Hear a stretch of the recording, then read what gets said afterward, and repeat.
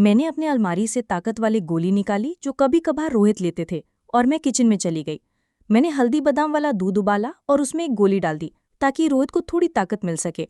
ऐसा करते करते रात के 10 बज चुके थे।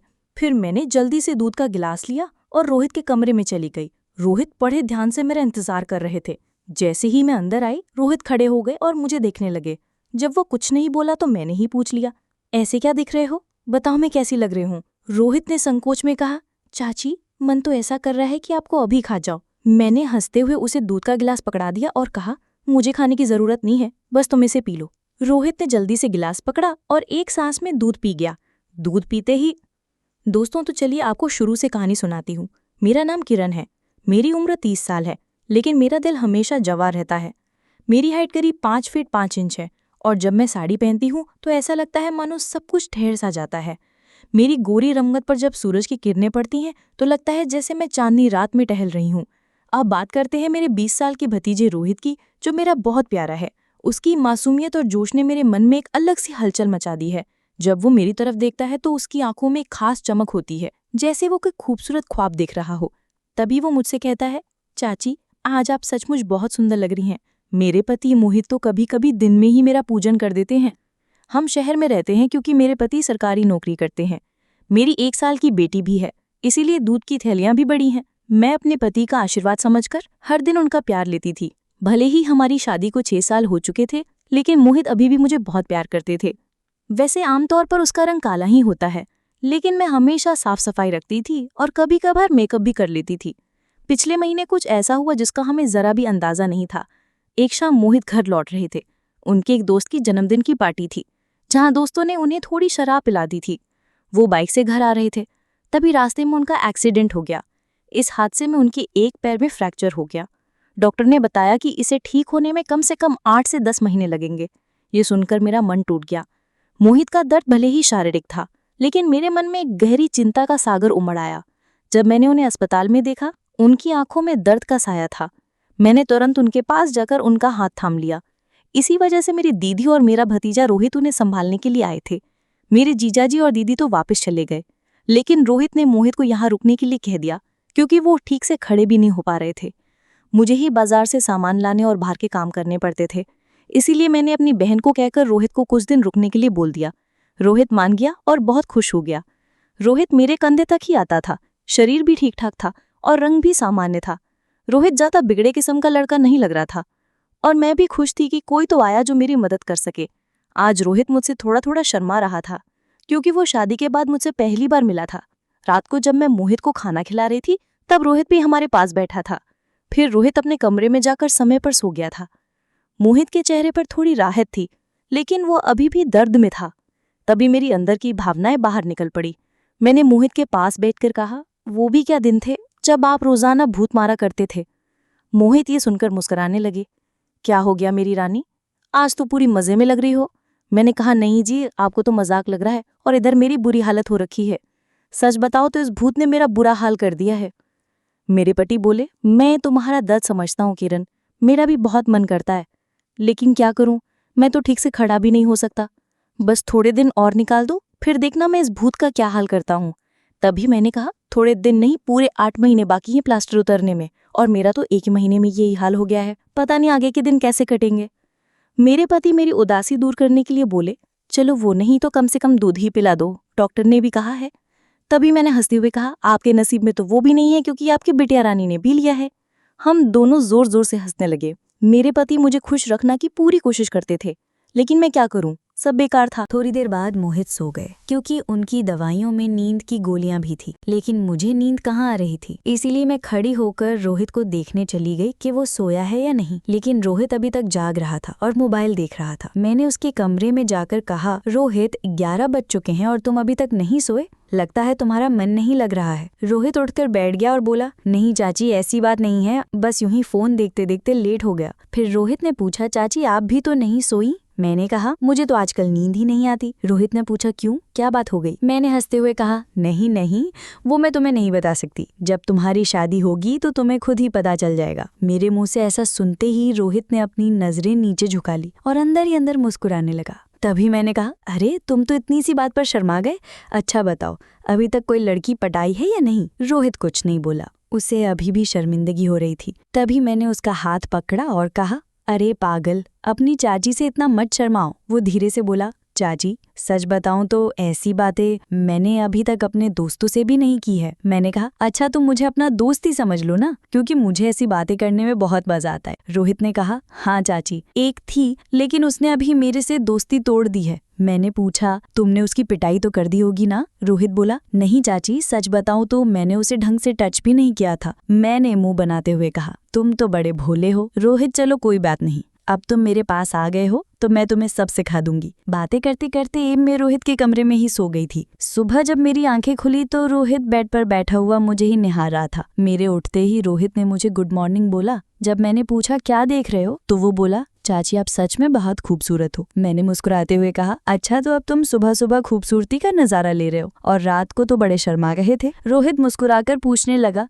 चाची आप बुरा ना मानो तो एक बात पूछ सकता हूँ? मैंने कहा, अरे पागल, मैं क्यों बुरा मानूंगी, पूछो क्या पूछना है। रोहित मुझसे कहने लगा, चाची सच सच बताना, आप जो 2.5 किलो के वजन अपने पास लिए घूमती हो, आपको भारी नहीं लगता क्या? उसकी ये बात सुनकर मेरी हंसी छूट गई। इसके बाद रोहित मुझसे काफी खुल गया था और अब वो मुझसे ज्यादा शर्म नहीं करता था। इससे मैं भी बहुत खुश थी, क्योंकि अब मेरा भी समय अच्छे से कटने लगा था। रोहित को आए हुए 10 से 15 दिन बीत चुके थे और वो मुझसे काफी घुल मिल गया था। वो बाहर के सारे काम कर देता, बाजार से सामान ले आता और अपने चाचा मोहित को भी घुमा देता। मेरी तो बहुत सेवा करने लगा था। शाम को मेरा सिर भी दबा देता और कभी कभी मेरे शरीर को भी आराम देता। लेकिन मेरी फरमाइशें दिन ब दिन बढ़ रही थी और मेरे पति मोहित की हालत अब भी वैसी ही थी। अब सब कुछ मेरी बर्दाश्त के बाहर हो चुका था। मैंने सोचा कि अब तो रोहित ही है जो मेरी मदद कर सकता है। वैसे मेरे पड़ोस में भी 3 लड़के रहते थे जो स्टडी करते थे।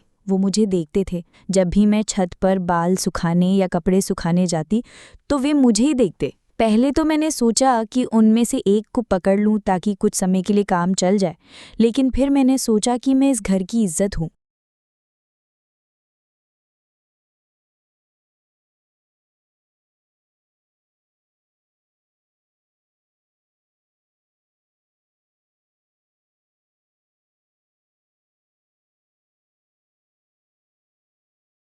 वो मुझे देखता ही रह गया।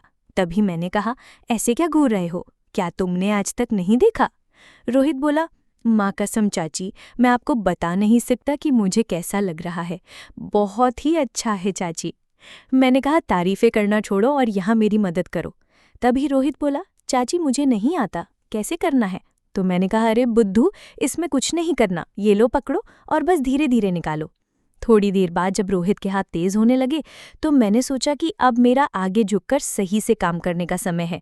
मगर जैसे ही मैं झुकने लगी तो देखा कि रोहित का काम तो पहले ही खत्म हो चुका था। उसे देखकर मेरा मन बहुत उदास हुआ, लेकिन फिर भी मेरी हंसी निकल ही पड़ी। मैंने नाराजगी से रोहित को मारते हुए कहा, ये क्या किया पागल, तुमने तो शुरू होने से पहले ही खत्म कर दिया।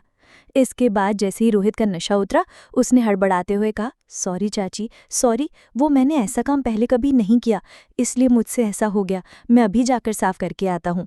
और उसने मेरी एक भी बात नहीं सुनी और तुरंत रसोई से चला गया।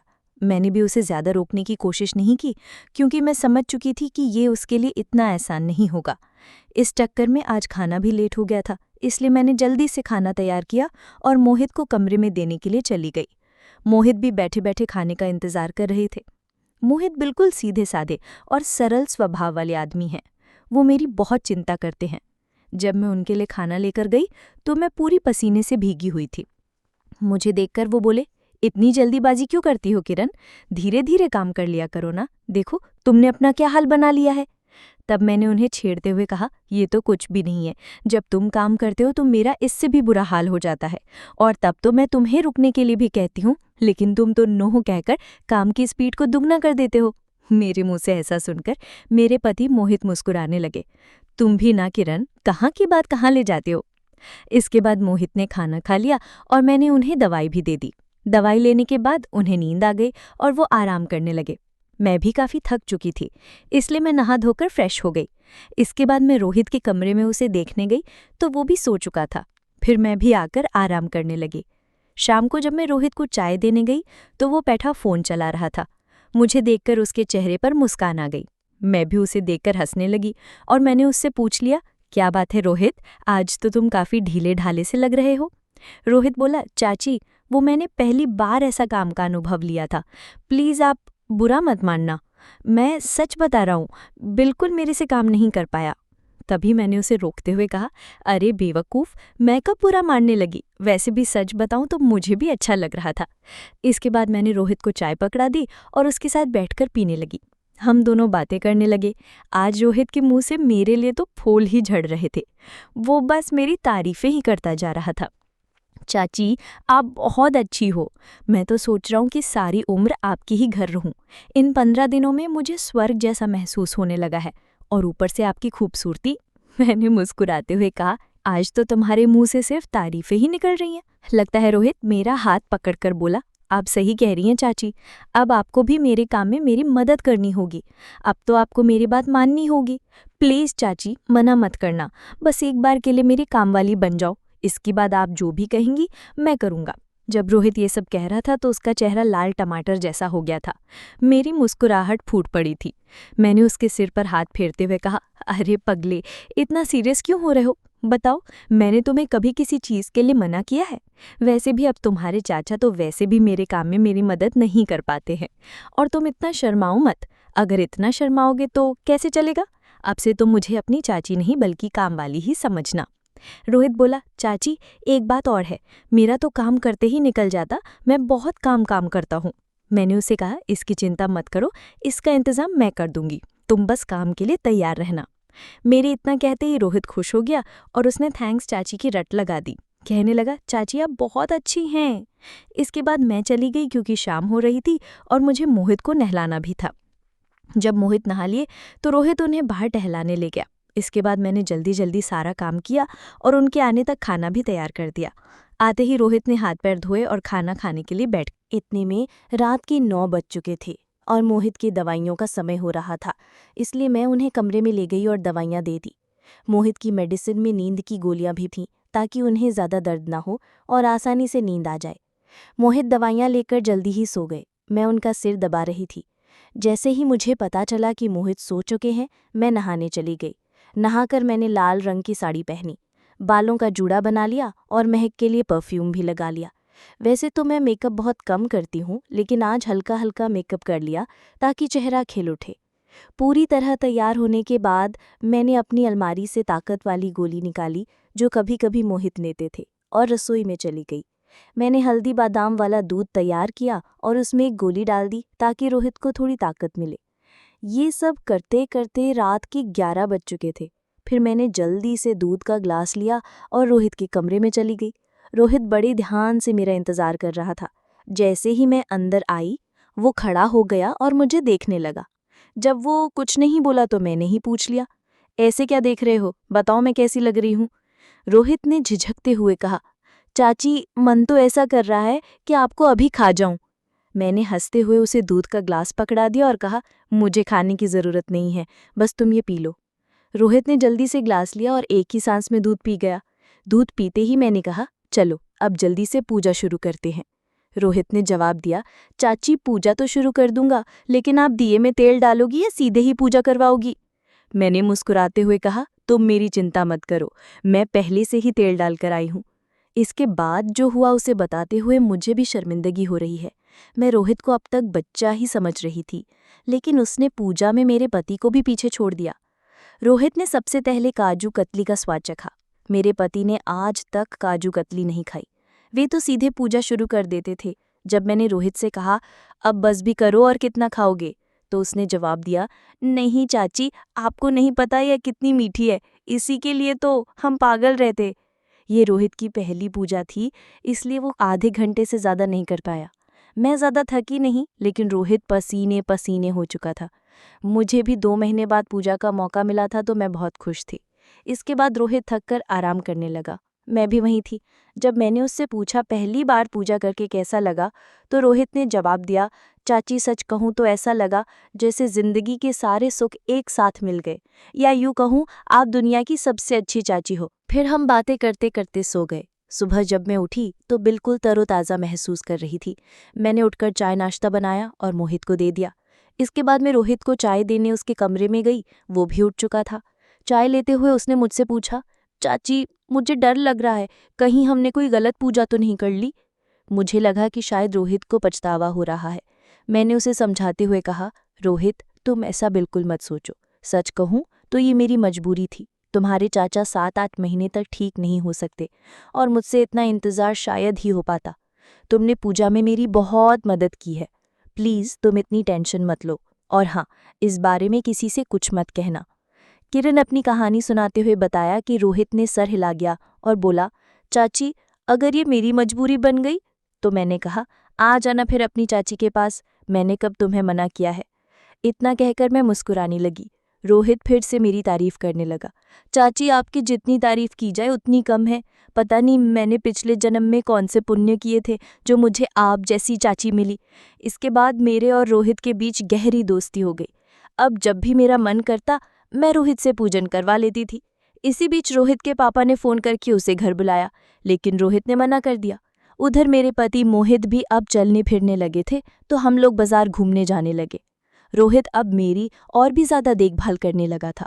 शाम को जब मैं मोहित को सुलाकर रोहित के पास जाती तो वो मेरे पैर दबाता, कमर की मालिश करता और सिर भी दबाता। मैं रोहित से कहती, इतना काम करने की ज़रूरत नहीं है, लेकिन वो नहीं मानता और कहता, चुप रहो चाची, आप सारा दिन काम करती हो इसीलिए थक जाती हो, इतना तो मुझे भी करने दो। दोस्तों, शायद आपको मैं बिल्कुल पसंद ना आऊं, क्योंकि मैंने इस रिश्ते को गलत दिशा में ले जाकर ख़राब कर दिया। सच कहूँ तो मैं ऐसा बिल्कुल नहीं चाहती थी, लेकिन भावनाओं में बहकर सब कुछ हो गया। इसलिए प्लीज़ आप लोग समझने की कोशिश करें और मेरी कहानी सुनकर भावनाओं में ना बहें, क्योंकि ये सचमुच गलत है। कृपया कमेंट में एक वादा ज़रूर करें कि आप अपने जीवन में ऐसा कभी नहीं करेंगे। ये कहानी हमें कई महत्वपूर्ण सबक देती है। किरण अपने पति मोहित की देखभाल करती है जब वो एक दुर्घटना में घायल हो जाते हैं। ये दर्शाता है कि जिम्मेदारी का मतलब सिर्फ अपने लिए जीना नहीं, बल्कि अपने प्रियजनों की देखभाल करना भी है। रिश्तों में हमें समर्पित, ईमानदार और एक दूसरे पर भरोसा करने वाला होना चाहिए, ताकि रिश्ते मजबूत और स्थायी बने। तो दोस्तों, आपको ये कहानी कैसी लगी? कमेंट में ज़रूर बताएं। अगर आप पहली बार इस चैनल पर आए हैं तो चैनल को सब्सक्राइब करना ना भूलें। ऐसे ही रोचक कहानियों के लिए तब तक के लिए हमें इजाज़त दें।